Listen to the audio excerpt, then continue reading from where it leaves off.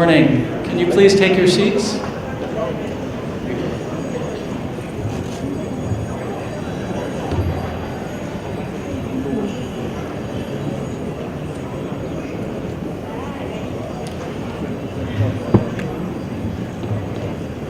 So, good morning. My name is, for those of you who don't know me, my name is Peter DuPont. I do have a famous last name. I got the name, but not the money. So I have to come here to ADB looking for money. I'm a co-chair of the Asia Clean Energy Forum. I've watched it with many of you grow up from 125 people in 2006 to 300 people in 2007, which was the first year that USAID partnered with ADB, to more than 1,500 people from 64 countries today. And I am getting old because I have reading glasses. When I started in 2006, I definitely didn't have reading glasses. So I have a very humble chair of ASIF that I work with. Can you stand up, Priyantha? He did not actually introduce himself. That's Priyantha Wijayatunga. So we're going to go from the definitely inspiring but slightly high-level visionary messaging. I mean, who will forget Rachel Kite's call to imagine a future? We're going to go into talking about how we get there. We're going to go down from 30,000 feet to about 10,000 feet. And then after that, this afternoon, the next few days, we'll go down at 5,000 feet, and we may even get stuck in the weeds. But this opening is about drawing threads together and inspiring you with a vision of the future. So we have one of the co-organizers, who I will introduce in a moment, will give welcome remarks. And then we have three exciting and challenging presentations from government on technology, from the private sector on business-to-government partnerships and innovation, and then a very sort of off-the-wall disruptive technology presentation, which I think you will appreciate. And we'll save that for last. And then we'll have Q&A. And I think I want all of you to know that we really value starting the discussion, so we'll have 20 minutes at the end for Q&A. And hopefully, so we'll have a little bit of back and forth. So I'd like to start off by inviting Mr. Taeyong Kim, who's the Vice President of the Korea Energy Agency, to make opening remarks. And I'll just say a few words about your background, sir. He's the Vice President and Executive Director for Strategy and Management. He's had that position since 2015. So many of you may be wondering where Chemco went. Well, Chemco became KEA. So last year, and I think the year before, the Korea Energy Management Corporation has been a sponsor, a proud sponsor, and they are now the Korea Energy Agency. We'll hear a little bit about that. And we look forward to your welcoming remarks, sir. Thank you.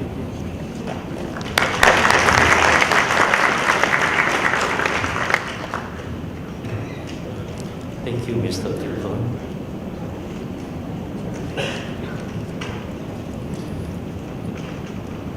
Good morning, ladies and gentlemen. I'm greatly honored to meet all the participants here today at the 11th Asia Clean Energy Forum. I would like to express the deepest appreciation to ADB, USAID, SE4O, WRI, and other distinguished guests, and especially to those who have put tremendous effort in making this forum a great success. As you are aware, such as petroleum, shale gas, nuclear, and renewable energy, market share competition on these energy sources has been growing fiercely day by day. Meanwhile, those diving and difficulty in long-term prediction of oil prices are causing an increased uncertainty of new investment. but investment on expansion of clean energy sources such as solar power generation and ICT-based efficiency improvement are increasing constantly. I remember Saudi Arabia former oil minister once mentioned that the Stone Age did not come to an end due to lack of stones, but because better technology replaced them. Oil age will end before we run out of oil. As predicted by Jeremy Rifkin and Tony Sheva, extinction of coal and oil, modularization and distribution of energy production, and first coming of the energy prosumer are not the story of distant future. Energy supply and consumption paradigm is changing rapidly. Another global key issue regarding energy is the Paris Agreement adopted last December, signed by 175 countries at the UN headquarters this April. Each and every country in Asia is obligated to set a greenhouse gas reduction target. All of us are now living an age where no one is free from greenhouse gas reduction. From now on, the greenhouse gas reduction obligation will further accelerate the expansion of clean energy sources and new technologies. And during such pause, cooperation among developing countries' market, developed countries' technologies and experience, and international organizations' finances will become more important. And today, I expect the Asia Clean Energy Forum to suggest a lead to cooperation for Asian countries.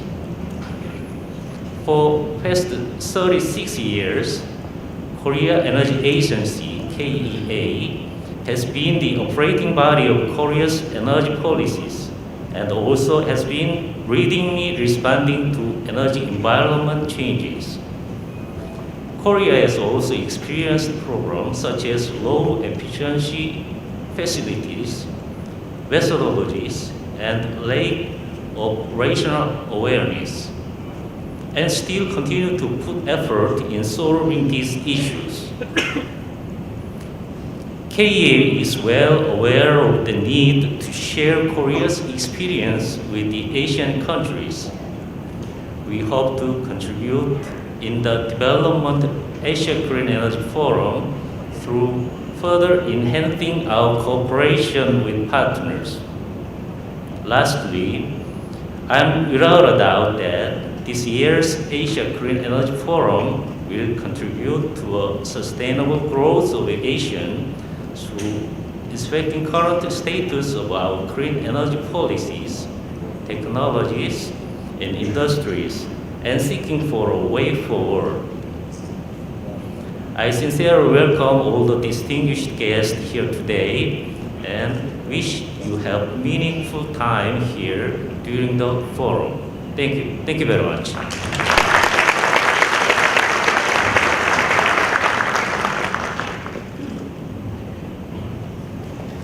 Thank you very much, Mr. Kim. And I love the remark about the Stone Age not ending because of lack of stones. We should keep that in mind.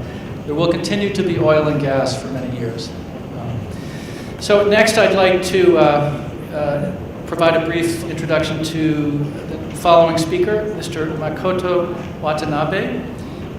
He is the executive director of NIDA, which is a new energy and industrial technology development organization. He started out in nuclear engineering. He's worked for many years at the National Institute of Advanced Industrial Science and Technology. And he also has a concurrent interest, in addition to managing NIDA's work on technology, a focus on smart grids and smart communities. One of his positions is head of the International Affairs Department, but he's also head of the Smart Community Department, which is interesting. I never heard of a Smart Community Department. Maybe you can tell us about that. And he's also is very active in smart grids. He's the Secretary General of the Smart Community Alliance for Japan and the Vice Chair of the Global Smart Grid Federation. And the Global Smart Grid Federation is a stakeholder organization committed to promoting smart grids around the world. And we look forward to your keynote, Mr. Watanabe-san.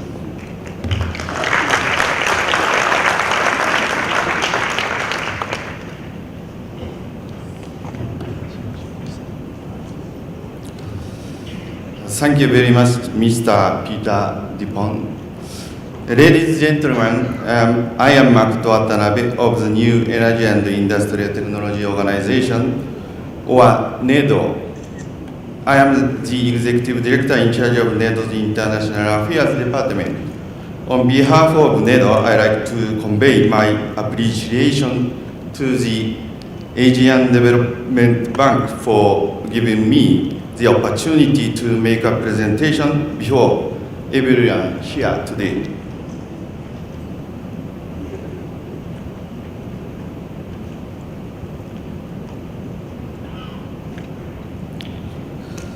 Today I'd like to talk about the content shown in this slide. First of all, I will briefly introduce about NEDO. Many of you here may be unfamiliar with NEDO, so please let me briefly explain about our organization. NEDO is a Japanese national research and development agency that is responsible for promoting energy, environmental, and industrial technology.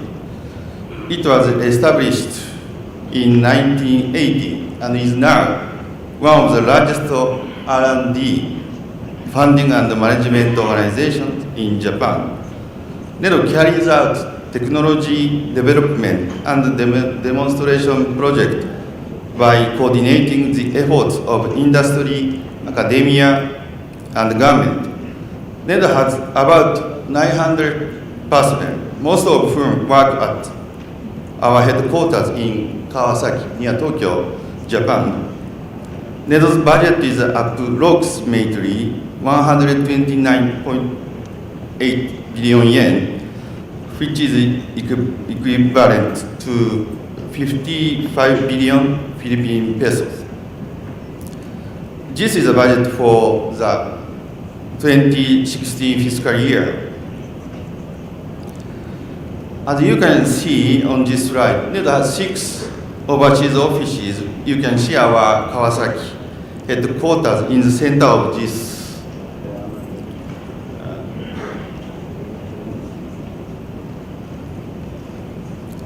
center is this map.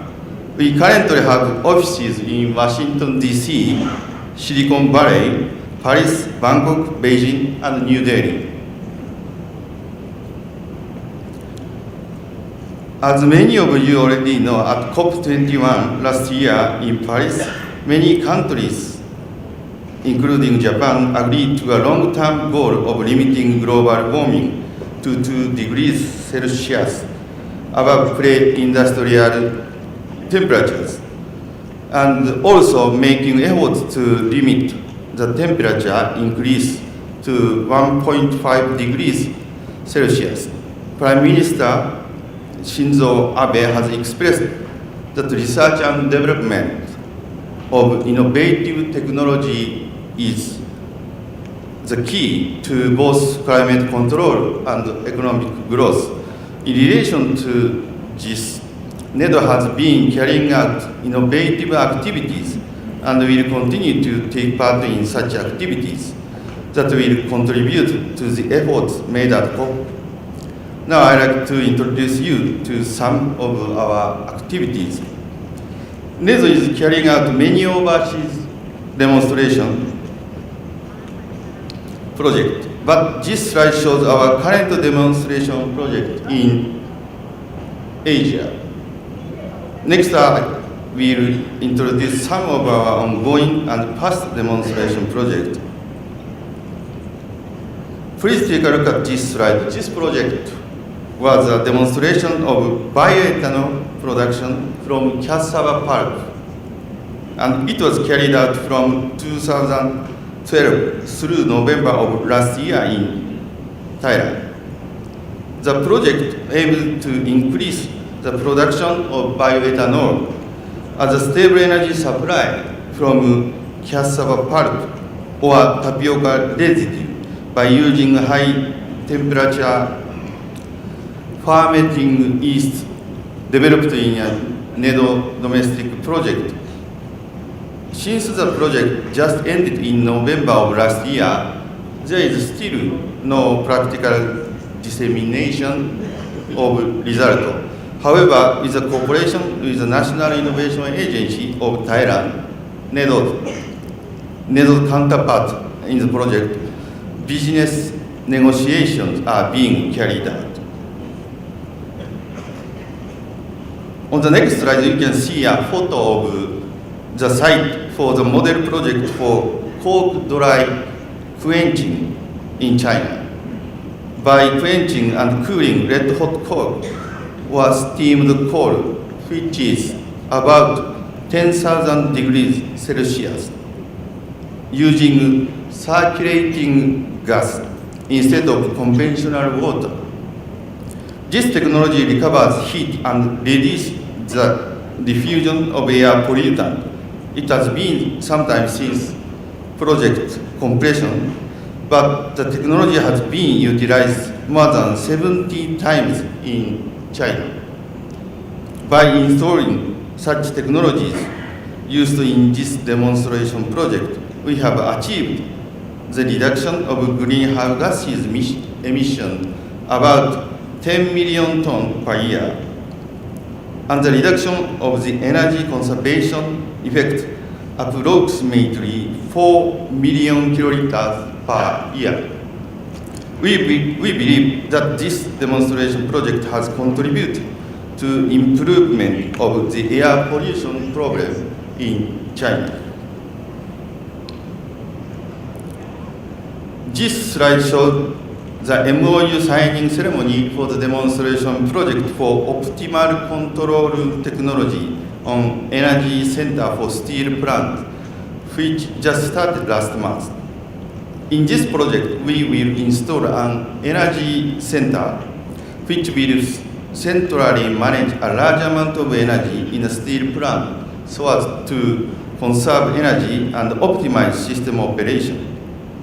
By installing such technologies used in this demonstration project, energy consumption, greenhouse gases emissions, and energy costs are expected to be reduced respectively by about 11% per year.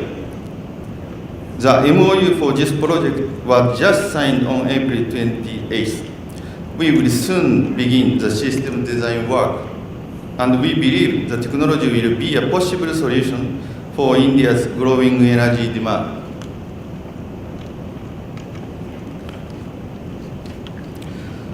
Last of all, I'd like to introduce you the picture of the site of our project on high-efficiency gas turbine cogeneration technology carried out in Uzbekistan from 2009 to 2013.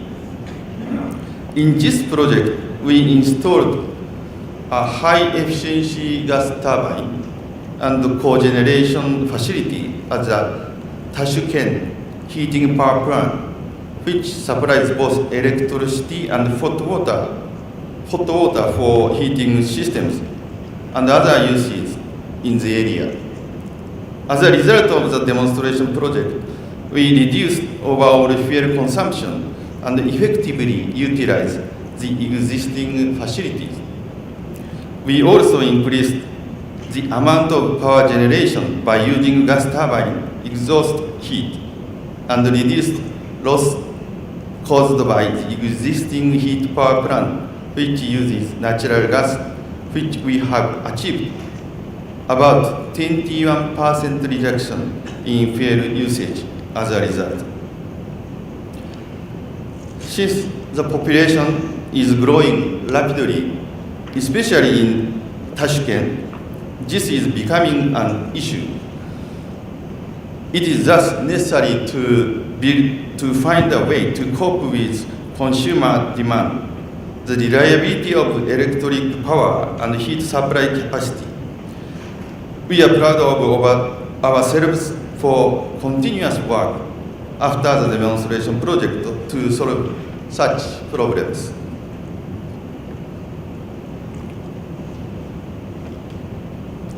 Since the start of NEDO International Project in 1993, NEDO has achieved the reduction of greenhouse gases emission reduction about 35 million tons per year, and also the energy conservation effect about 10 million kiloliters per year until the fiscal year of 2014. By cooperating with other organizations and institutions, such as Multilateral Development Bank, we hope to introduce technologies developed in Japan as part of the high-quality infrastructure agreed on at the G7 Ise-Shima Summit held in Japan last month.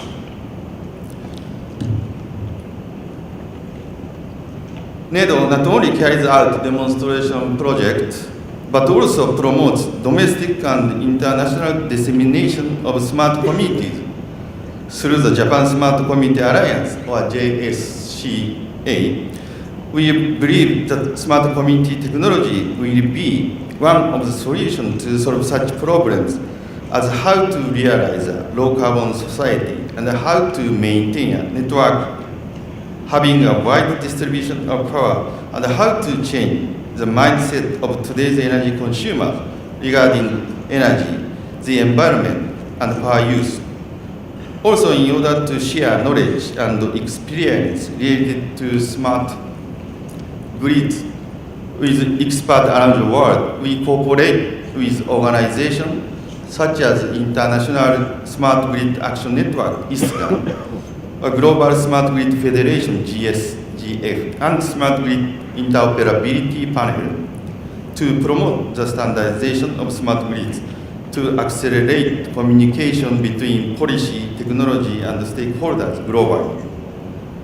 In such a global community, I serve as vice chair of GSGF, which is composed of industries from various countries and areas around the world. Asia's industry is one of the promising emerging markets, and by participating in GSGF, I believe that dissemination of smart community and smart grid technology will accelerate.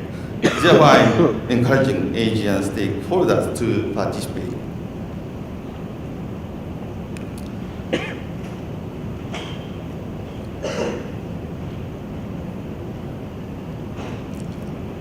Last of all, I'd like to introduce NEDO's cooperation with ADB. A memorandum of understanding was signed between NEDO Chairman Kazuo Furukawa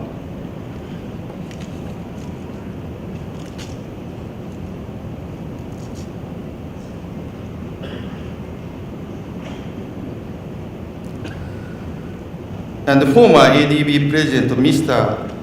Haruhiko Kuroda on October 11th, 2012. Under the MOU, NEDO and ADB agreed to cooperate in energy and environmental fields in the Asian region.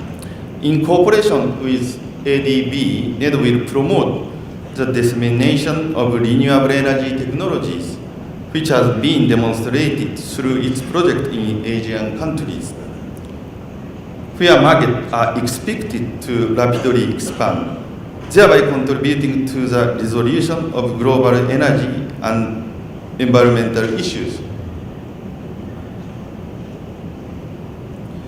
More recently, NEDO and the Ministry of Economy, Trade and Industry held the Innovation for Coolers Forum, or ICEF in Tokyo on October 7th and 8th of 2015.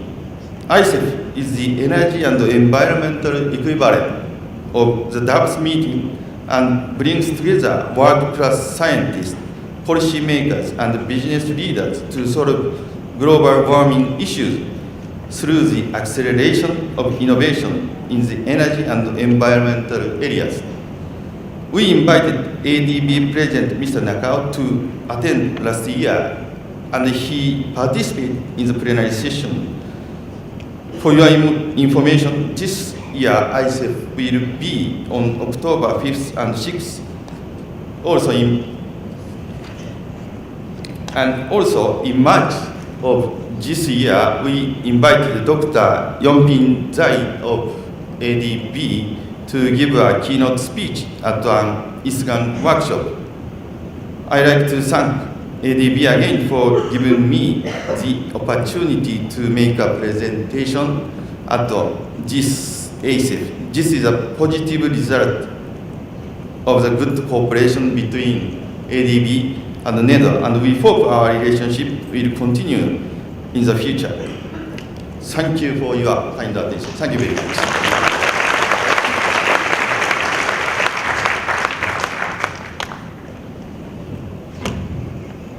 Thank you, Watanabe-san, for that overview of some of Japan's clean energy technology development and piloting and demonstration in the Asia region, as well as the importance of the partnership with ADB. And I know that ADB highly values its partnerships in general because it's trying to leverage its resources, and in particular with the Japanese government. So next, I'm going to introduce Barbara Kreissler. And first I'm going to tell a little story because the head of Asia Lighting for Philips came to, I think it was ACEF 3 or ACEF 4, I lost track. And he gave a very good talk, and we were working together. I was running a USAID project on efficient lighting. And some of you may remember compact fluorescent lamps, right? They used to be the new thing. So we spent 5 years working on standards for compact fluorescent lamps, or CFLs. And the story is that I remember reading in the newspaper that Thailand was going to, this is 2009 maybe, they said in the next 5 years, Philips Lighting in Thailand will increase the share of LEDs in the marketplace from 2% to 50%. And I just thought, that's crazy. LEDs at that time, Philips came out with the first LED that looked just like an incandescent bulb. It cost $30. I think the one before that cost $50. And I just thought that's crazy. Well, I think now, this is like 6 years later, I don't know the exact number, LEDs probably account for 75% of Philips lighting business in Thailand. That's how quickly we are changing. The next speaker, subsequent to Barbara, will build on that. But that's a great story, and that's just one of the things that Philips has done. We're going to hear from Barbara Kreissler, who is recently joined Philips after a career in consulting at Deloitte, followed by working for UNIDO, the United Nations Industrial Development Organization, where she did a lot of work on partnering with businesses and developing public-private partnerships. One of her positions towards the end of her tenure there was head of the business partnership groups. And I'm just guessing that that may have led to your new position at Philips. And she joined Philips recently. She works in the Public and Government Affairs Department. And is going to talk about some very interesting partnerships that Philips is developing with governments in the region, applying technologies and business models. So, Barbara, welcome to ACEF. And very much looking forward to your talk.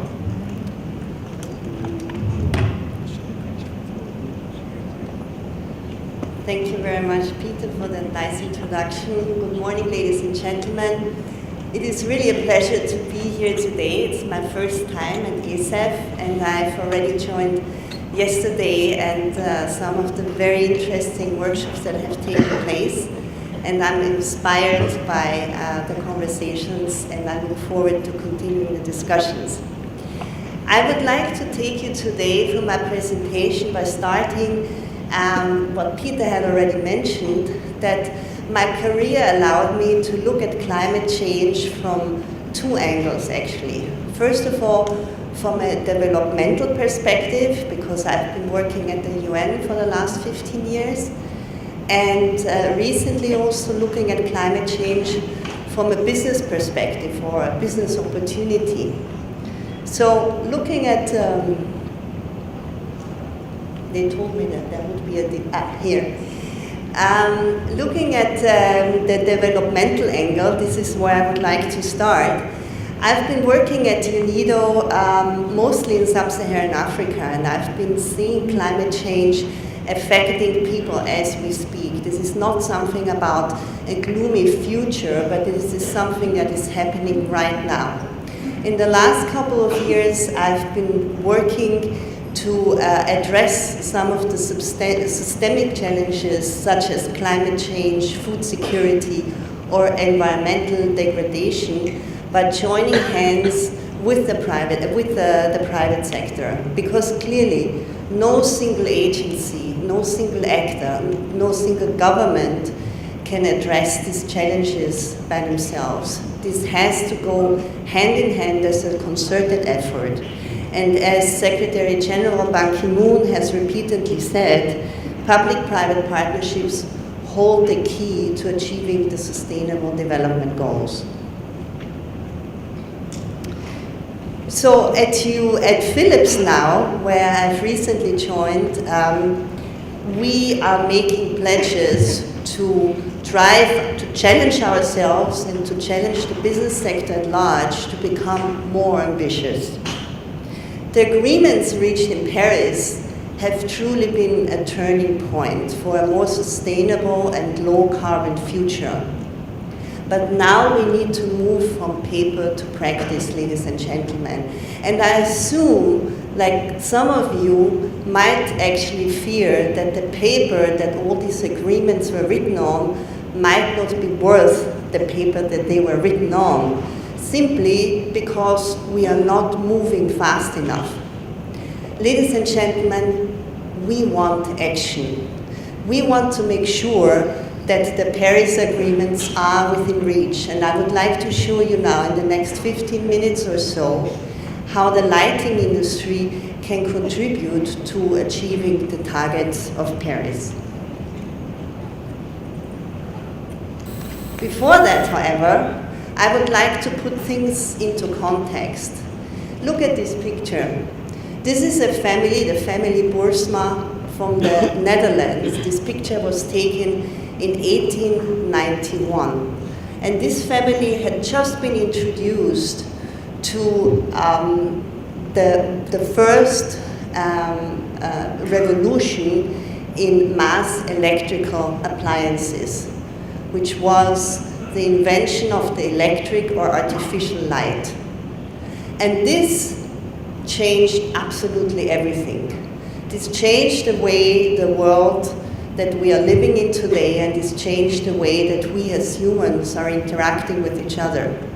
And this was made possible by the connection of two technologies. First, the invention of the light bulb, and second, general mass electrification. So what Peter was just addressing now in his first remarks was that, ladies and gentlemen, yet again, we stand at the brink of another revolution. And this time again, it is made possible by coupling two technologies: the energy-efficient LED light bulb embedded within the Internet of Things. To make energy-efficient light smart, we can now actually manage and control it remotely. And when we can achieve energy savings that were beyond imagination. The lighting sector has been a front runner in energy efficiency, which has led to the global phase-out of the incandescent light bulb. In fact, in the 21st century, we will see the complete disappearance of the conventional light bulb as you can see it here.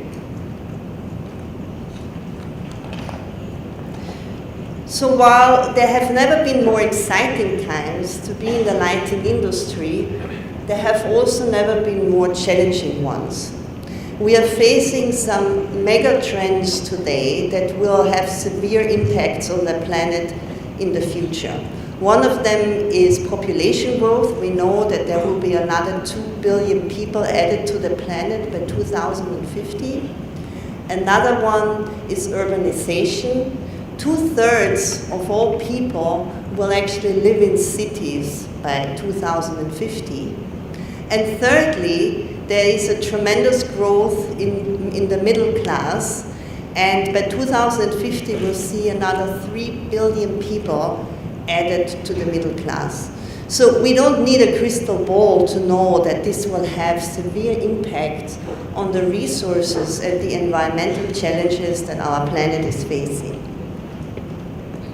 In terms of lighting, we know that the challenges that I've just mentioned will lead to an increase in light points by 35% until 2030. Right now, there are 300 million street lights around the world. And so we already know that by 2030, the world will need more energy and more light to cope with increased demand. We will need more energy efficient light, and we will need more smart and connected light.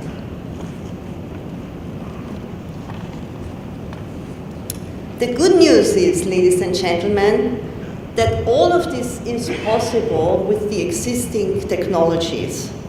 We don't need to invent the solutions. They are right here, right now. We just have to embrace them. When you look at lighting, LED consumes 40% less energy than conventional light. And we can create even greater efficiencies if we connect these LEDs through sensors, networks, and software and make them smart. That way we can achieve energy savings of more than 70%. So therefore, when it comes to energy efficiency, ladies and gentlemen, street lighting is a low-hanging fruit. We just have to pick it. I would like to show you one example, the example of Los Angeles, because cities, after all, given their scale, hold the key in the energy transformation. And in LA, they have decided to upgrade 165,000 streetlights to LEDs. And the results are staggering. Look at the slide. They've been reporting 63% in energy savings, and were able to save close to $9 million US. And when you know any city in the world, no matter how big or small, is struggling with budgetary issues. So imagine the money that has been saved by putting up this technology, how it can be invested elsewhere, in infrastructure, in hospitals, in schools, you name it. So I would like to show you now a very short movie about what LA has actually done.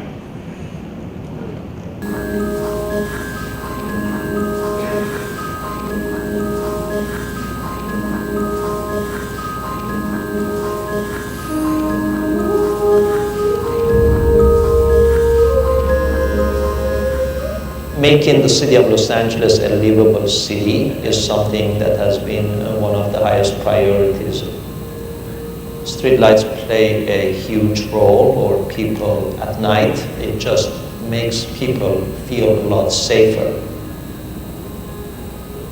The challenges faced by cities large and small are the same. They think about sustainability, but they're also very pragmatic.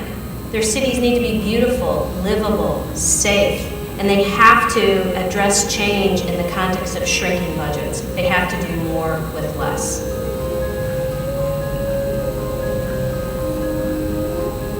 the city. We have more than 215,000 streetlights. We started 6 years ago looking at the LEDs, and now I think the time has come for us to be able to create a more connected street lighting infrastructure.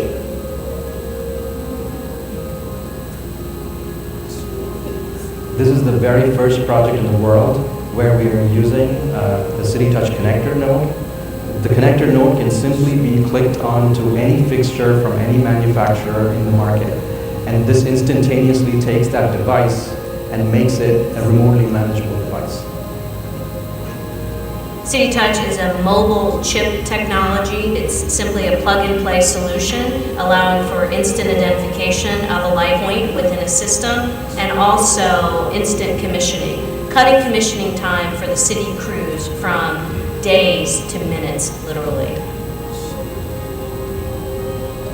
Information from the system allows cities to make better decisions that impact customer service, response to issues and outages, and drive operational efficiencies. In the past, we had night crews driving the streets to find out the outages. Well, we don't need that. With this deployment, it will basically tell us right away if a light goes out, and we can deploy the crews to the location. It makes a huge difference for us.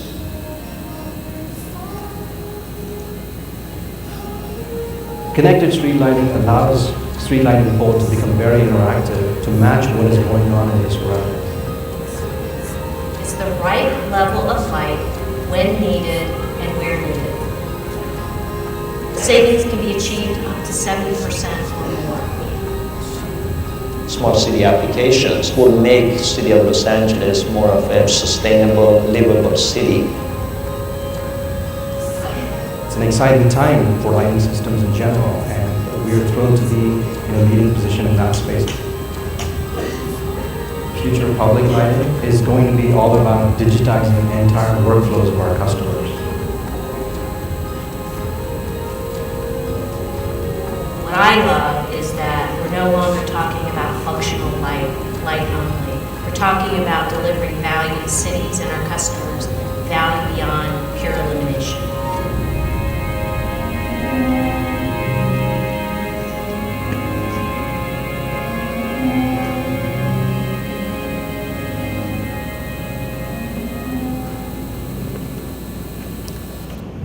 So while the results are actually impressive, believe it or not, only 10% of the world's streetlights are actually LED, and only 1% are currently connected.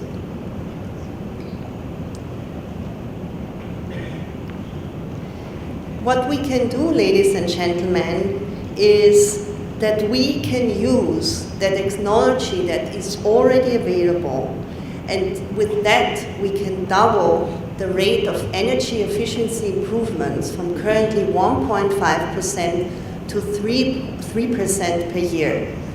Philips is a proud supporter and member of Sustainable Energy for All, which actually acknowledges exactly this target by 2030. What we can do by achieving that is we can reduce the global fossil fuel bill by 2 trillion euros by 2030. We can reduce the average household bill in terms of energy by 1/3, and we can create 6 million new jobs, mostly in renovation of existing infrastructure. To reiterate, ladies and gentlemen, all of this is possible using existing technologies. We do not need to invent the solution. So what are we waiting for? The technology is here and proven, and we know now what LED can actually bring in terms of energy efficiencies and savings. Combating climate change, however, as I said in the beginning, cannot be done just by one entity. We need to work together. For that, and Rachel Kite this morning also stressed that in her speech, we need conducive policy frameworks. that actually stimulate the demand for most efficient products and services, like green public procurement, for instance, or energy performance for buildings, energy performance targets for buildings. We also need to unleash public and private financing. At Philips, we have already a couple of very innovative financing mechanisms, off-balance, on-balance sheets, lighting as a service. We also need to see bilateral and multilateral development banks, such as the EDB, to provide further credits and credit enhancement support schemes to cities in energy efficiency. I have a feeling that energy efficiency is somehow not on the top of the mind of people when they talk about climate change. It's all about renewables, and of course renewables are very important, no doubt. But we also need to have a mind shift here to see how we can actually save energy by making buildings and making streets more energy efficient. At Philips, I'm very proud to say that we are actually living up to our commitments. We are practicing what we preach. At COP21, we announced to become carbon neutral, to have a zero carbon footprint by the year 2020. And for that, we had to re-examine everything we do, our operations, our processes, our supply chains. Last week at the Clean Energy Ministerial in San Francisco, we also announced our ambition to sell 2 billion LED light bulbs by 2020, which equals of decommissioning over 60 medium-sized coal-fired power stations. By delaying now at these critical junctures, ladies and gentlemen, we risk to see a world in which we cannot repay the environmental and moral debt. It is up to us to make the right decisions. Thank you very much.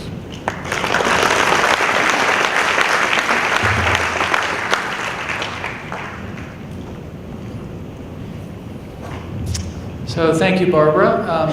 For those of you who weren't paying attention, I'll pull a few of the gems out. From paper to practice, it's nice. It's a nice alliteration. We're not moving fast enough. 63% energy savings realized in city street lighting with controllability is amazing. And thank you for sharing that video. And also I wrote, I sent a note to one of my colleagues to tweet about putting the energy efficient light bulb, we are on the edge of a revolution, and putting the energy efficiency light bulb at the center of the Internet of Things. So you also mentioned the jobs, which is going to come up later this afternoon, 6 million jobs to achieve the goal of doubling energy efficiency improvement. And finally ending up with 2 billion LEDs, the pledge that Philips made last week, in the decommissioning of 60 coal-fired power plants. Thank you for sharing that with us. It's always nice to have private sector perspective on how to get things done, making money, but doing it sustainably. I hope you're making money. Yeah. Next, last but certainly not least, we have Dr. Bartosz Wojszczyk. Now, if any of you are wondering how I knew that, there's a lot of consonants there. W-O-J-S-Z-C-Z-Y-K. Wojszczyk. Very easy, yeah? Yeah, we spent the entire dinner last night figuring that out. Bartosz is someone I came across in Singapore last November, and he was giving a talk a little bit less refined, but similar to what he's going to give today. And I just thought, we need more out-of-the-box thinking like this. Bartosz has an interesting background, and I mean interesting in the good sense, not like you'd say at a cocktail party, oh, that's interesting, and you look away. Very interesting, I'm staring at you right now. He's worked for Accenture, he's worked for GE Energy Management, running their smart grids business. He even had a stint here at Meralco, the utility, working as the Chief Innovation Officer and putting together plans to restructure and transform that organization. I don't know if you're going to get into that, probably not. You don't have enough time. And he also worked for Quanta Services. He's the founder of Decision Point Global, which is an international accelerator. We've heard a lot about accelerators, and I understand there were some sparks yesterday at the Clean Tech deep dive workshop, which I hope you will continue now. So his accelerator looks for innovative startups, rapid prototyping for disruptive technologies, particularly in unregulated business models. So Bartosz, it's really a pleasure. Thank you for coming and joining us today, and you have the floor.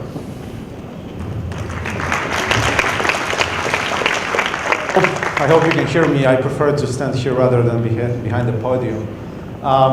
So first of all, it's a pleasure to be here. I've lived in Philippines. This is the first time I'm actually coming to this event. And I would like to give you a bit different perspective of innovation. And to give you a different perspective, I also have to give you a background. 20 years power system engineer, worked for utility, worked for big companies, did a lot of what I call a incremental commodity innovation. In 2013, two events happened that, for me and my business partner, completely redefined how we look at disruptive aspect of energy space and innovation. First of all, we lived through Yolanda, one of the strongest typhoons that crossed basically Philippines at that time. We were physically here and we saw the devastation of that specific event. And given that Philippines gets about 5 to 6 typhoons every year, we got into a situation with the Chief Innovation Officer for Morocco. It was impossible for us to go traditional way of restoring power, building big infrastructure. By the time we are done, second typhoon. By the time we are done, third typhoon. And constantly going to circle of spending a lot of money in not very sustainable way for energy infrastructure. 2 months after Yolanda event, we invited to Philippines for our leadership event, Professor Kaku. How many of you know Professor Kaku? He's a world-renowned futurist and a theoretical physicist, and we're actually sitting in one of the events here in Manila, and we're talking. I had the privilege to moderate his panel discussion, and we discussed future of energy. And someone from the audience asked the following question: Sir, we all watch science fiction movies, Star Wars, Star Trek. Pick whatever you want to pick, whatever fancy you on the science fiction movie. And the question is, which of the technologies we today see in those movies is actually reality? And the response was actually very interesting, because Professor Kaku said that 80 to 90% of the technologies we see today in all the science fiction movies exist in the labs, exist in the research and development world. And basically that specific aspect triggered our thinking as a business partner, and we started looking across non-traditional research development groups, and we discovered that actually in the context of energy and clean tech, there is so much disruptive technologies that can drastically change the way we view energy space today. Two problems with those technologies today. First of all, in traditional way, we don't know how to commercialize them. They're so disruptive that no one wants to take those technologies and commercialize them. Second of all, no one wants to finance, because there's so much risk associated with this technology, which means we actually put the business together with the sole purpose of taking those technologies, those IPs, first of all, creating our own investment fund where we can actually take not the traditional venture capitalists and private equity where they look at the risk the way they do, but actually find people who have the same interest of sustainability and disruption and put money into fund that will be commercializing those technologies within 12 to 36 months. 12 to 36 months. And second of all, bringing alike executives from different industries and helping startups to really bring to commercial scale those businesses very fast, rapid prototyping, which is commercialization and financing. So I'm not going to talk about next level PV. I'm not going to talk about next level LED, let Philips handle that. I'm not going to talk about next level of wind turbine. I'm going to present to you technologies that are within 12 to about 36 months plus, ready to be commercialized, that will drastically change the way we do business, and the way we do business in unregulated space. We don't believe, and this is just our perception, working with plenty regulators over 20 years, we don't believe that the transformation can be driven by regulation and policy. And we can have a debate and on the coffee break. With that, We've been talking about electrification, we've been talking about poverty level. I would like to spin the discussion here about differently and saying that in the fourth industrial revolution, or maybe like this, first industrial revolution, we had about 13% of the population industrialized for the first time. It's about 130 million people that were industrialized first time. It takes United Kingdom about 150 years to double its GDP. Moving forward, if you look at the second industrial revolution, about 16% of population, primarily it was US, Japan, Australia, Russia, and a couple other countries, were industrialized for the first time. At that time, it took US 50 years to double its GDP. If you look what is happening right now, we believe that by 2030, we will add about 2.5 billion people to middle class worldwide. If you look at the energy consumption, or basically how we go about energy, in the first industrial revolution, a single person consumed about 2,000 calories of energy, primarily food. Right now, the average person, middle class, consumes 200,000 calories a day. And that includes electricity, gas, food, anything. Given the scale of the change and the scale of the impact, I truly believe we cannot continue innovation in the traditional way. We won't be able to meet the demand of sustainability going traditional way of innovation. That's why in the context of our focus, we could focus on resource scarcity, resource substitution, basically finding an alternative ways to the traditional way we innovate. Second aspect, for anyone who's been in the energy space long enough, we are in mission impossible situation. What I mean by that, we have 4 change planes that completely goes against each other. First of all, we have a technology change that is happening really fast. Second of all, we have a society expectation. Customers want to have a better quality, reliability of the service, and this is also fast-changing environment. Then we have businesses that have to cope with transformation. And when I talk about cope of transformation, I'm not referring to innovation. Businesses have to transform their processes as well as organizational design in order to comply with the simple fact that today, ladies and gentlemen, we are being beaten by what I call the rookies of non-energy companies. We are being obsolete by companies like IKEA, Amazon, Google, Tesla, companies that didn't exist in the space, but they are designed to be very agile and fast in innovation, and they're coming to our space to disrupt us. And they have not the same level of limitations we have in the context of regulation policy. So we have those 4 planes that are changing at different speed, and it doesn't matter how we go about this, we're constantly catching up based on the drastic change of the technology and societal expectation. So one of our business reasons why we do disruptive innovation is we want to be the technology play, we want to be the societal change, but we believe we can bring innovation without waiting for regulation and policy to happen.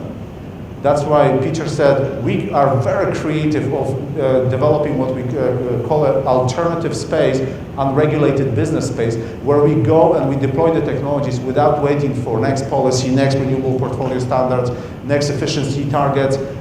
That will come, that's good. But we are constantly catching up, so we have to redefine how we do business models and technology innovation. With that, another topic. If you look at the industry trends around financing, and I realize I'm an ADB, I know there's plenty of money that ADB contributes to innovation, fair enough, I'm not going to argue that point. What I want to say that in the context of private money, we are seeing tremendous trend actually that in the future, near future, and it's happening right now, actually we don't need any more big, what we call basically balance sheets of corporations and governments to fund a lot of investment. By 2017, crowdfunding investment will overpass VC and private equity investment, which means actually society is driving investment and the reason why we're investing. Today, crowdfunding is about $34.5 billion of investment. By 2017, that will be $90 billion as a pool, and that includes energy, clean tech, many aspects.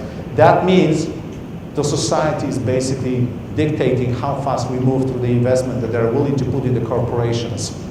With that,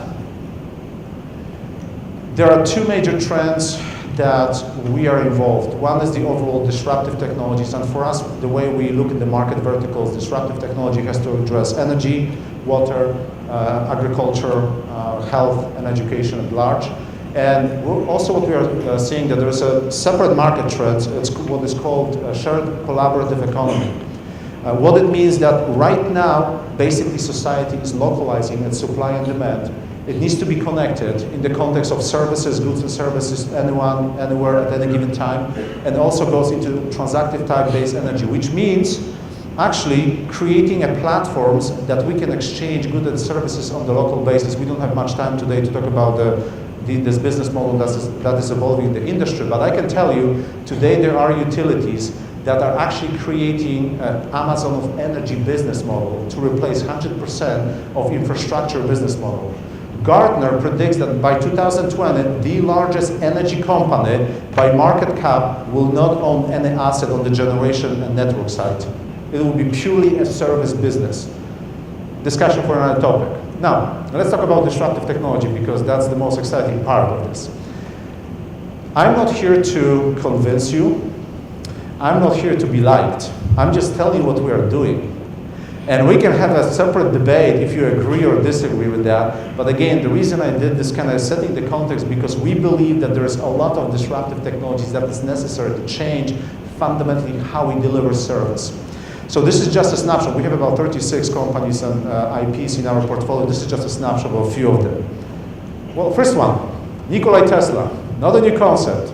1899, Nikola Tesla proved that you can use a ferroresonant or resonant frequency of the Earth to transfer power from point A to point B. He actually had a successful pilot. Eventually, he was building a much bigger model that was funded by JP Morgan. 2014, we proved concept of wireless power transfer, and in 2014, we transmitted 15 kilowatt in the 10-mile radius wirelessly with more than 95% electric efficiency. Imagine the world where you go and you build the largest solar power plant in Mojave Desert or another desert, and you can distribute the power to anyone, anywhere. And by the way, the receiving end, we're actually working on the concept, something like a cable TV.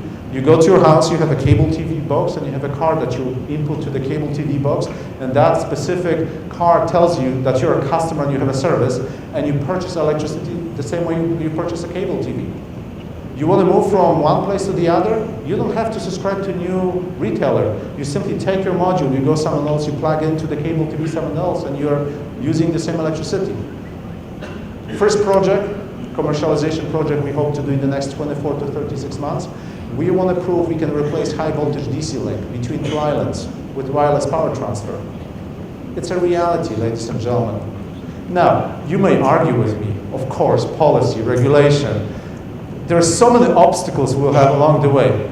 We will. I have no problem with that. But I would be okay to have an obstacle for that technology rather than constantly battling new policies around efficiency and renewable portfolio standards. Because the incremental change and innovation with this technology is much greater than any technologies we today have in the pipeline. So this is a reality. Let's talk about smart cities. Today we have a platform, we have a technology. What we did basically, and we proved it, that we can increase signal to noise ratio by 42 decibel. What that means in the RF mesh space, everyone who has a cell phone, we use RF mesh. What that means in the traditional telecommunication space, we can increase data throughput by 10,000-fold and the range by 33-fold. Why am I saying this? Because we would like to build a telecommunication platform that connects people anywhere, anytime, anywhere, at any given place, to basically enable additional services for free. What is the additional service? The same frequency or the same technology that has extremely sensitive waveform and it works below the noise level can also be used to identify potential cancer and tumor in your body. We can actually tune to the frequency of your cells on your body and detect with extremely high precision potential for tumor and cancer. We actually have a project to use that technology to eliminate deaths related to breast cancer 100% by 2025. Imagine the following, you come to the city, you wear the Fitbit, you don't only get the internet connection at the 10G performance, but you also wear the Fitbit, and by using this frequency, you can actually identify if you have any potential for cancer in your body. And we can design a free medical program for you that when you're in the hotel in your house, you actually get healed. And by the way, that's healthcare is for free. You will tell me that's impossible. Come on. who gives who gives today healthcare for free? Ladies and gentlemen, maybe not in the developed countries, but if you look at the population in the Philippines, 50% of poverty below social economic groups, do you think they can afford healthcare? Do you think that they can afford technology, current state of the technology, and pay premium for that? They can't. We are not developing this for wealthy.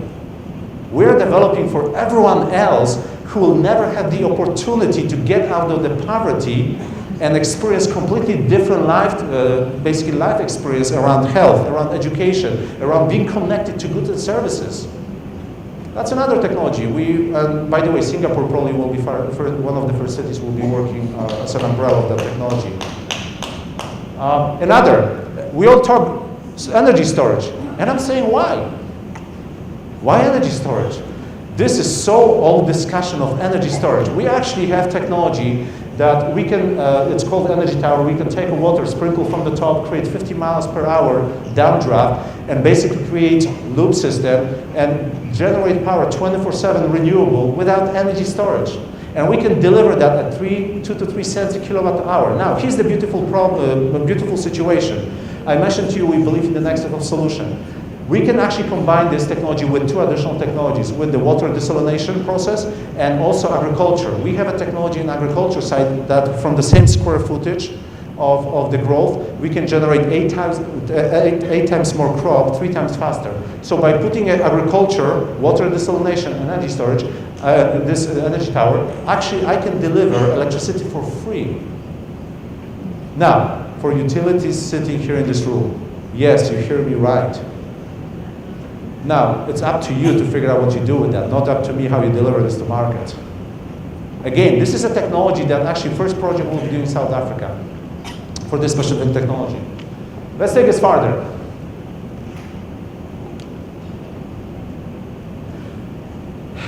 Nanotechnology. Today, we have an IP that allows you to put the cell phone on the table, and because of the certain thermionic reaction, charge that cell phone in 60 seconds without being connected to the outlet.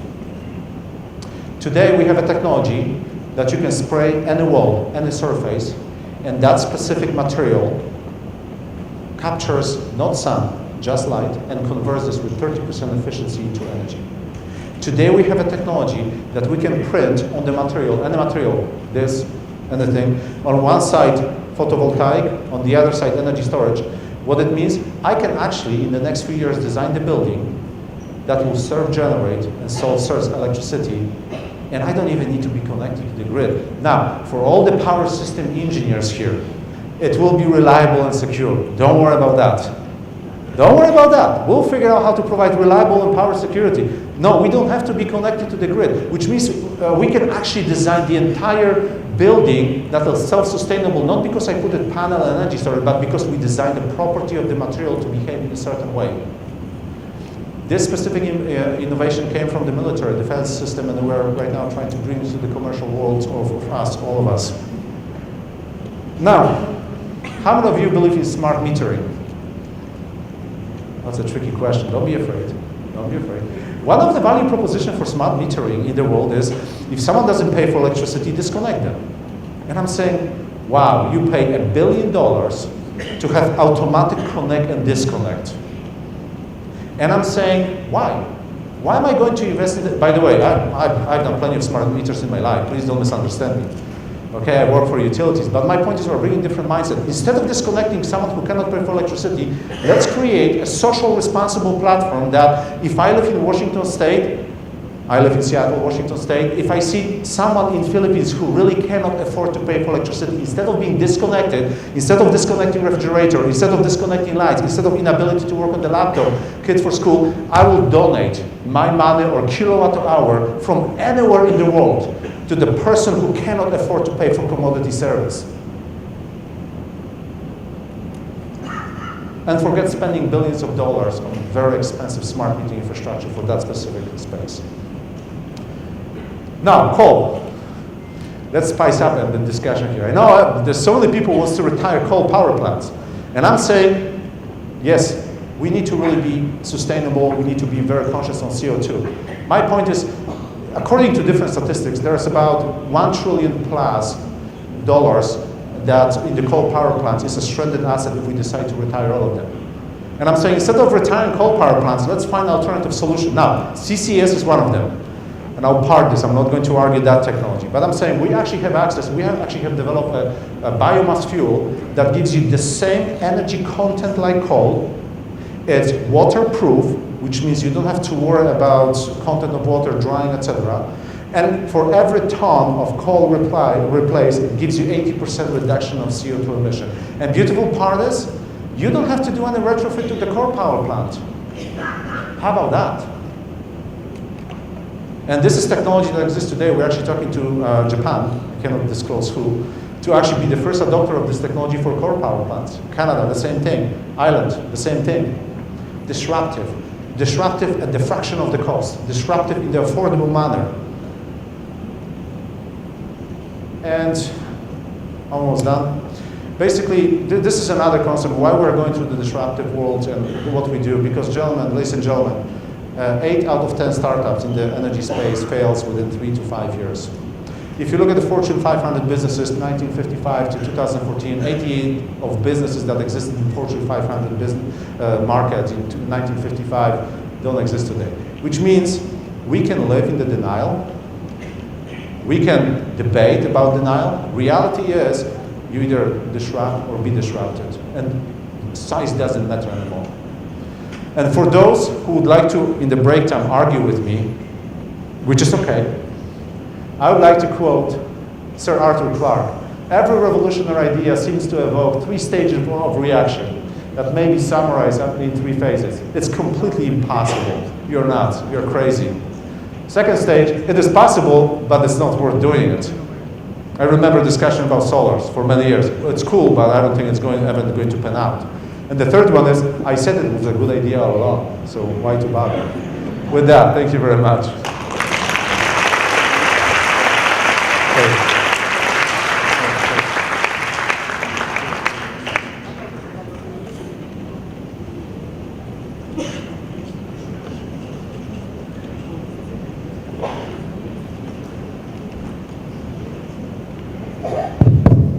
I think we're going to start arguing with you now. We have you hostage, we have time, we have a few hundred people here.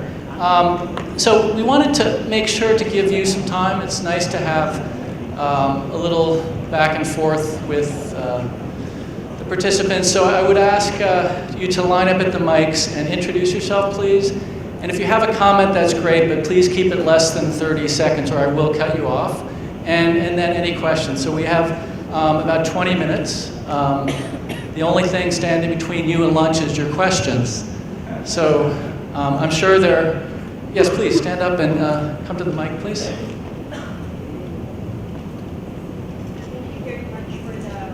you very much for the excellent presentations. I was just curious about the... Sorry, can you introduce yourself? Oh, my name is Jessica Dator Bercilia. I work for an international development organization, Christian Aid, a senior advocacy and policy officer for Asia and the Middle East. So I'm just curious about the chart that you presented. And you said that, if you wait for policy changes, then we will not be able to really meet the targets that we want. And you're asking us to ride through the technology change. But how will you be able to upscale that necessary change without the sufficient policy support that will allow governments to really support technology innovations that will allow us to meet our targets for 1.5, lowering the temperature increase to 1.5 degrees. So, this is an excellent question. So, a bit of context. Today, technology obsolescence is between 3 to 5 years on the information-based technology policy. To implement and roll out, it takes much longer. So we are constantly in this battle of time, policy versus technology. The way we go about this, most of this technology, we don't talk to traditional energy players. We go to Google. Why not to do business with Google, who wants to be in the retail and wholesale market of electricity? What stops us? We will go to Walmart and Walgreens, who by 2020 will be net exporter of solar energy to the network and to the customers, because they will put on every single box, on every single store, they will put solar. And eventually customer will be buying electricity from them, because that's their business model. So a lot of stuff we do is go through unregulated and non-traditional channels. No, please don't misunderstand me. We would love to go through the traditional channels if only someone who creates regulation and policy understands we cannot wait for them. We cannot wait for them, and unfortunately the inertia of policy and regulation takes longer than any other plane in the industry. That's the reality of, unfortunately, of energy space. Yes, we have a question over there.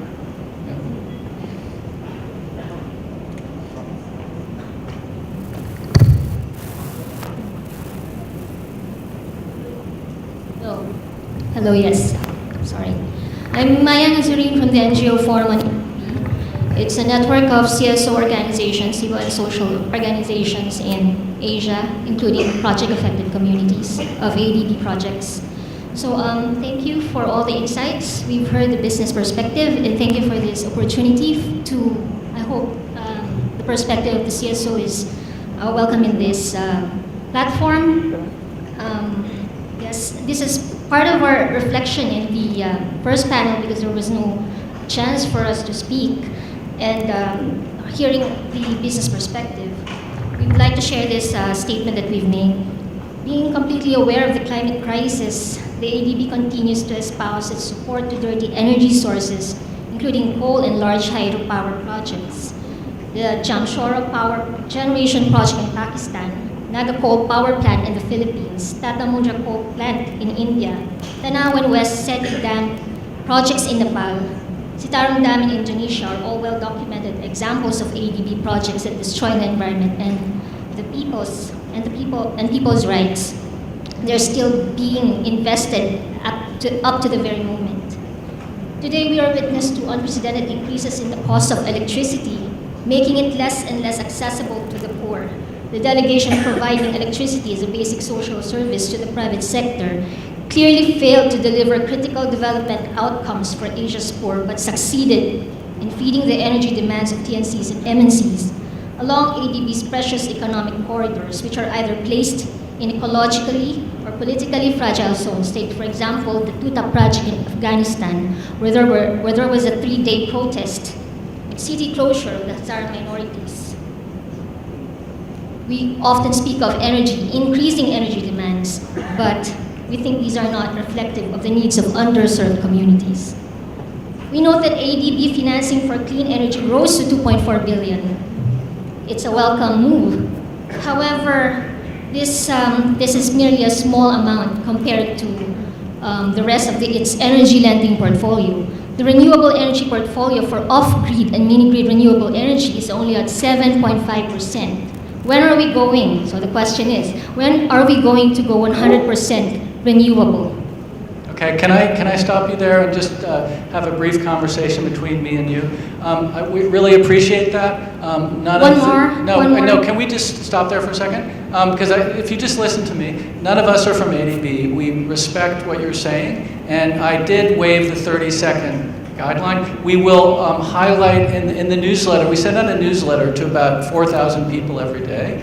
And if you come and talk to me afterwards, we'll take your statement and we'll summarize it in the newsletter. And I think you'll reach more people that way. And I don't think we can answer on behalf of ADB, but we do appreciate the statement. Thank you. Yes, thank you. Thank you. Okay, next, yes, sir. My name is Satya Kumar. I'm from Sri Shakti Alternative Energy Limited. My question is to this wonderful speaker whose name I can't say. Bartosz. I think if you complete the story of Tesla, I think that was his last big invention, which was not fully funded by JP Morgan. And that's because JP Morgan was invested in Edison Electric. So how many of the wonderful technologies you're talking about would come into that kind of a situation which will kill those technologies? Well, we have right now a portfolio of 36 IP and technologies. Some of them are different maturity level. But in general terms, our philosophy is very simple. Every single technology we have in the pipeline, we want to commercialize. By commercializing each positive cash flow and positive business with the pipeline of projects within 12 to 36 months. I didn't have enough time to present all of them. I'll be glad to share all of them. But one thing, they are not only energy; they are across water, agriculture, medical, biomedical, artificial intelligence. There's multiple market verticals, so we can take this offline. Can I get you to commit now, here, today, to come back here? You said 12 to 36 months, right? To come back here in 3 years and with at least 3 of your companies? Can you do that?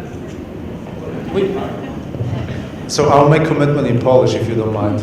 Nie ma problemu z tym. My boss is Polish. Okay.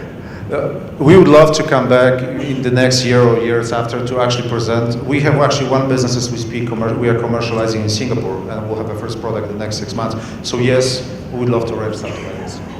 So we got you on tape, good. Any other questions? We have about 10 minutes. Yes? And please introduce yourself, Steve. Thank you. Steve Kokoda, the International Copper Association. A question to the last presenter. When are we going to stop having the copper wires in the wall and you're going to just move the electronics wirelessly? So I can go back and tell my members how long we'll be in business. Thank you.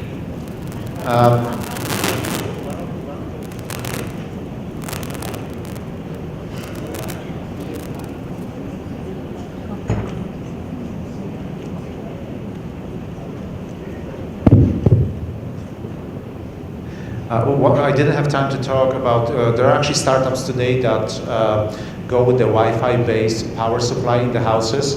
They operate with a 5.8 gigahertz frequency. They can right now power up to 70 watts of load. It's still not scalable, but there are actually attempts in that specific area. So I hope in the next relatively short foreseeable future we can actually provide power all the way, not in the DC because DC is slowly emerging, but wirelessly it's actually very much doable. So the backstory to that, just for some of you who don't know, Steve Kokoda works for the International Copper Association, in case you didn't get that, and they've been doing more than almost any association in the world actually to promote energy efficiency. And I was delighted, Barbara, that you really highlighted that. You need to work on that a little more. But and so Steve's just wondering if he needs to look for a new job, right? Okay. Yes, we have Salil and then Pia and anyone else. We have time for probably 5 or 6 more questions if we keep them brief. And then Dan. Applied researcher, Salil. This question is being articulated on behalf of 3 entities who can't speak. They are the bees, the butterflies, and the babies. We are staying in an environment when we are moving from megahertz to gigahertz to terahertz in terms of radiation.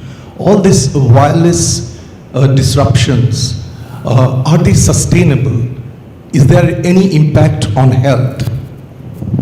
Okay, since you've monopolized the mic, Mr. Watanabe-san, do you have any, do you want to answer this about the impacts of wireless?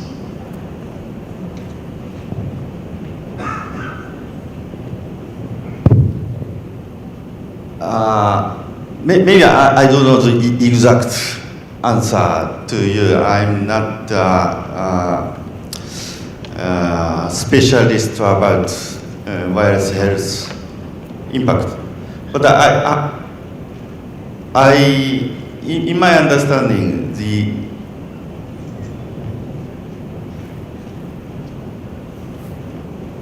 I'm very sorry. Could you please again see your question? Oh, so the question is on the health impacts of wireless. Yeah, the health impacts. Well, maybe in my understanding, WHO or some kind of organization responsible for health studied in the past. So in my understanding, I don't know the exact impact for health wireless. Okay, so we'll give Bartosz a crack. Do you have any? No? Okay. Let me try to make it as simple as possible. I remember a huge debate in the industry for the last 10 years about impact of smart meters, RF mesh, 900 and 2.4, and everyone was claiming that this is harmful, we need to stop this. And studies prove that actually it was purely a fantasy at that point rather than reality. The fact is today we use cell phones, we use microwaves, we actually use devices that are much more energy intense per square inch. That there might be a concern, but I don't believe it's at the level that sometimes we tend to exaggerate this. So I'm not saying do not investigate, do not assess, but sometimes we lack facts when we argue that specific topic. And I shortened Bartosz's bio. He's on the several different IEEE committees. So I think on the technical side, you probably have some strength there. Okay, Pia, please. And introduce yourself. I'll introduce you. Pia Girdlap is he's the one who's been reaching out to all the speakers. He's the agenda coordinator. He's a young, up-and-coming consultant with Nexent and has done a great job helping to organize this forum. Thanks for the great introduction, Peter. So this idea of disruption in our world is absolutely fascinating. And my question to everyone on the stage is, if you had 2 minutes to talk to everyone at the COP21 meeting in Paris, what would you recommend them to support disruptive technologies for our future? Okay, and I'll give them each 20 seconds, the elevator speech, because we don't have 6 minutes. So one of each of you, the elevator speech, if you're talking to someone at the COP21 discussions about we have to disrupt or else we'll never meet the targets. So you want to start, Barbara? Bartosz has said that very well. Well, I think it's what I was talking about. It's by connecting smart LEDs with the Internet of Things, by making dumb streetlights smart, by being able to remotely control lights at the fingertips of any city manager, by dimming lights in areas where there is nobody, for instance, public garages, or by remotely monitoring whether a street light is down. I think we are just at the beginning of what the smart connected LED systems and services can actually bring to us in the future.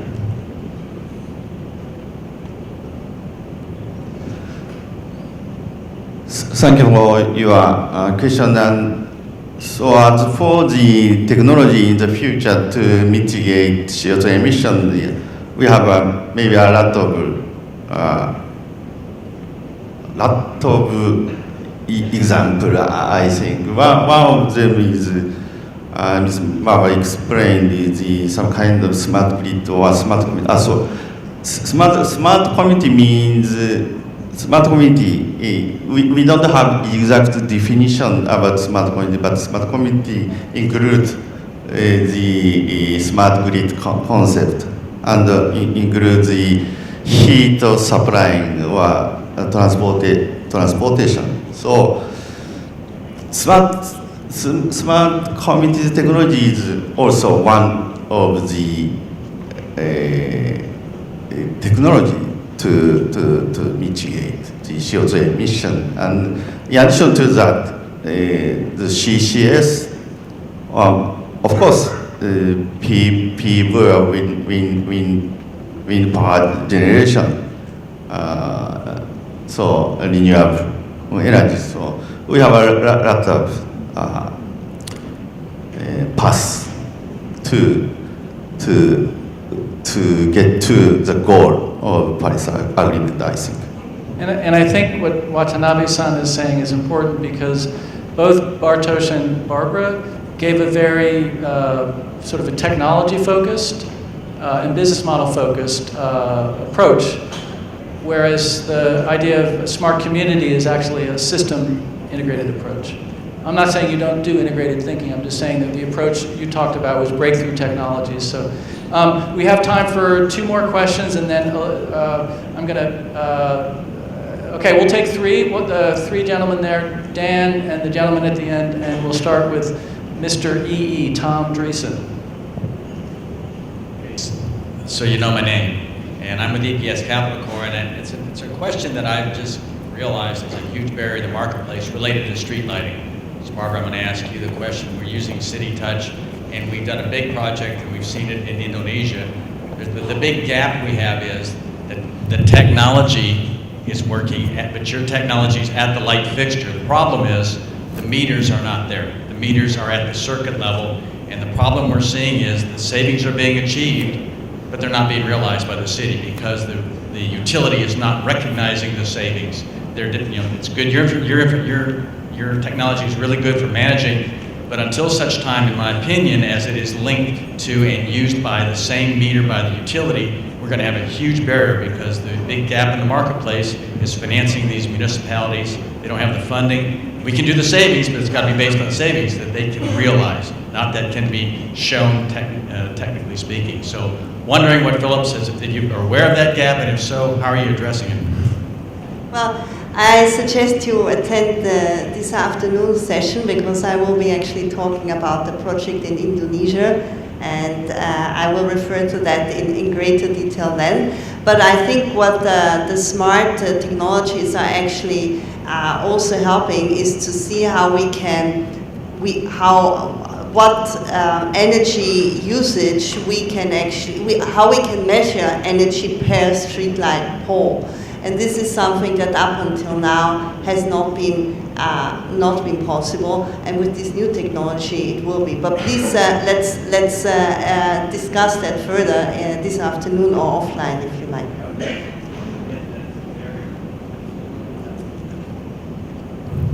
It's a barrier that I think we should address for all the economies, because the utilities, even though your meter may work, they won't recognize it. Okay, so you have to get your meter to where it's recognized by the utilities. They should be the same and electronically measured. That's all I'm saying. I'll be glad. I will definitely be in your session. Okay, thank you, Tom. And Dan, did you have a question? I have a comment. Okay, yes, sir. Final question and then a comment from the reformed ADB staffer. Augustine from Channel News Asia. Just wanted to pick up on the last presentation that Bartosz presented about disruptive. I mean, there's ongoing nanophotonic research by MIT that might see a comeback of incandescent bulbs. And there are concerns about health concerns with LED lighting in terms of it's so bright in the day, it is on your eyes. So the question here is, using Bartosz's thinking, how much of that do you build into your... Sorry, we have a disruptive mic. Yeah. We didn't intend that. It's just a... So how much of that, do you build into your corporate thinking so that you may not end up in a group situation, so that you're not actually looking at what the others competition to try... Why don't you just wrap up the question one more time? Yeah, so just using the very disruptive thinking, how much of that do you build into your corporate management so that, the guys with the incandescent bulbs haven't given up, they're trying to make a comeback. So the very things that Bartosz presented is very interesting because it challenges the status quo, but sometimes some organizations are just not willing to look at it from the other side of the story. Can I take answer off the line, because that's a very sensitive corporate question, and we have probably plenty of corporations here. But to be honest with you, since this is recorded, I need to be politically correct how I answer that. We can doctor the recording. You can edit. Okay. What you just said, you're 100% right, and we go about this in our specific way. And I would love to talk to you about this offline about this. Okay, so we have a final comment, and then I have some just remarks about the afternoon sessions. And introduce yourself. Yeah, thanks. I'm Dan Millison. I'm the Track 4 chair. And I just wanted to make a quick follow-up to the civil society representative. I did a little report for ADB's Independent Evaluation Department earlier this year. Looked at all the coal and large hydro projects from 2000 to 2015. ADB's board approved 8 coal-fired power projects total, and that the rate of those approvals has slowed down since 2010. 7 of those were approved between 2000 and 2010. 3 have been approved since then. The last one was in 2013. The hydro projects with large dams, it's basically 1 a year from 2000 to 2015, just for the record. Okay, and can you talk to the editor of the newsletter? I think you know who that is. And no, I think it's important. Yeah. We'll get the statement or summary of the statement, and we'll have the response. So with that, I'd like to, if you don't mind, speakers, just have a few housekeeping things, and then I'll ask for a large round of applause. So you have 4 more opportunities, depending on what time you go to sleep. You have 4 more opportunities to network and to do stuff today, okay? First opportunity is now at lunch. Lunch is upstairs in the executive dining room. You go out the door, go to the end of the hallway here, go up the spiral staircase. Basically, just act like lemmings and follow the person in front of you. And that's a great opportunity to network. The second thing, opportunity to network and learn is from 2 to 3:30 p.m. So that we're starting the track, thematic tracks. And Dan, as he mentioned, is the chair of a new track we have called the Charting the Future of Energy track. We also have an energy efficiency track, a renewable energy track, and an access track. You all should have multiple ways of accessing this information: a printed agenda, the website, and the smartphone app. The best way, easiest way is a smartphone app, actually. So after lunch, there's energy efficiency in the post-COP21 era. That will be one session. One will be the outlook for renewable energy in Asia. Another will be on energy access and integrated resource planning, rethinking energy planning. And the fourth will be the utility of the future. Those will all be excellent opportunities. Now, the third opportunity you have is at 4 p.m. Okay, and I have a very important statement here. There's a bit of a problem with printing the program, so I'm going to just make this clear. We have this auditorium will be an amazing place because we have knowledge networking session, which we started last year. There will be 26 tables. Each table will have someone who is an innovator or has a business or has a program that they want to talk to people about. And last year we had about 200 people rotating around, so you have 10-minute rotations. It's awesome. There's music, there's lights, there's lots of conversation, lots of business cards. I highly encourage you to do that if you want to meet other people. There is also another session, which unfortunately is when in the printed program, it sort of got caught between the binding, so you can't see it. And I will tell you what it is. It's very important. Simultaneously, there is a session on skills for clean energy. Now, why is this important? Okay, we heard from Barbara that to meet the EE goals, we need 6 million more jobs. Okay, currently there's about 8.1 million jobs in clean energy globally. This session is being led by ADB. Christina Martinez is right here. Why don't you stand up?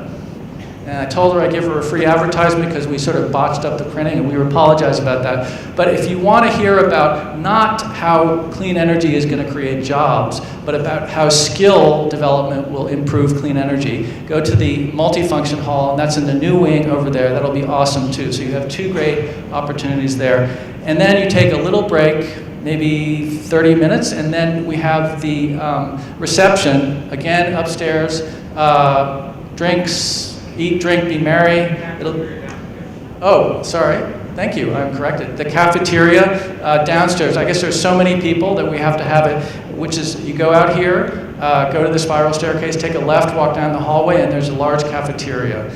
So that will be your 4th opportunity to network. And then after 8 o'clock, we didn't plan anything. So, okay. So that's your, and don't forget about the green skills. Don't forget about the knowledge networking. And have a great time, and please thank the speakers.